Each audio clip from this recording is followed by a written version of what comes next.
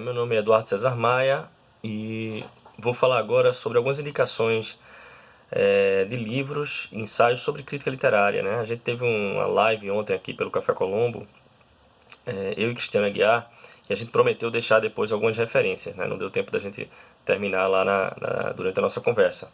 Vou tentar ser super breve aqui com as indicações, e as indicações não são os melhores livros ou os fundamentais livros de crítica literária, mas aqueles que se relacionam um pouco com a nossa conversa de ontem, desde a minha perspectiva, né?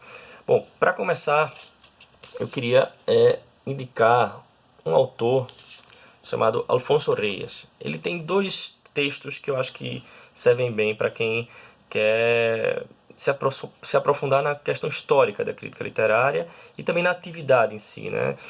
O primeiro, a questão mais histórica, está dentro desse volume, né, das obras completas, se chama A Crítica na Idade Ateniense. Você encontra também esse livro separado, né, sem ser dentro das obras completas.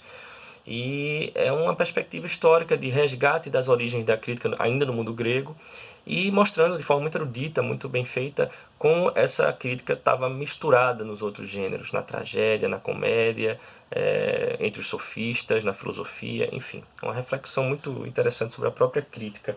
O outro texto dele, que você encontra num livro chamado A Experiência Literária, se chama Aristarco ou Anatomia da Crítica. É um grande texto sobre a crítica literária, sobre a atividade crítica.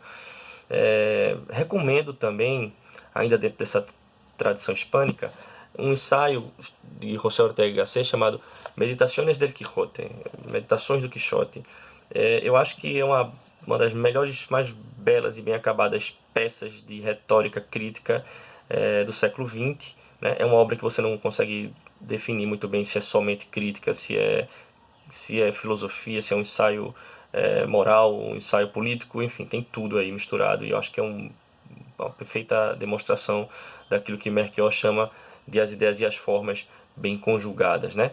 Para falar nisso, por falar nisso, né, a próxima indicação é justamente ele, José Guilherme Melchior, nessa obra As Ideias e as Formas, que defende uma perspectiva crítica em que nem somente a abordagem formalista dá conta do fenômeno literário e nem somente uma questão conteudística, o que a obra diz, né?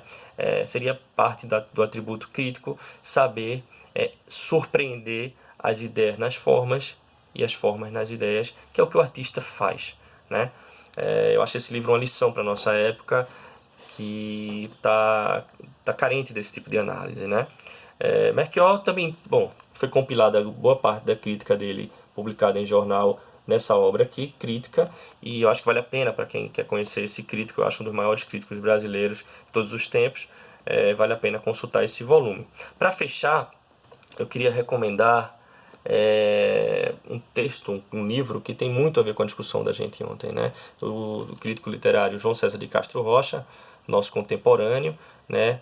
Crítica literária em busca do tempo perdido. Ele faz uma reflexão muito interessante sobre o fim da crítica de rodapé, a ascensão da crítica acadêmica, os lugares de legitimação, o lugar da literatura hoje, fornece perspectivas e especula sobre o futuro da crítica e o futuro da literatura. Eu acho uma obra fundamental para nosso tempo, né? Bom, para terminar, eu só queria, juro que agora termino, também referenciar dois grandes críticos, que são talvez meus críticos de cabeceira, os prediletos talvez, e dois livros deles, nos quais ele atua como crítico para um público mais amplo, no jornalismo. Eles fizeram também trabalhos acadêmicos, mas nesses aqui eles conseguem falar para um público mais amplo, né?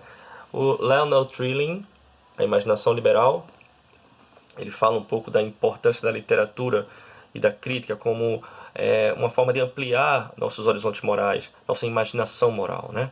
Isso aí é muito interessante, eu aprendo muito com esse crítico.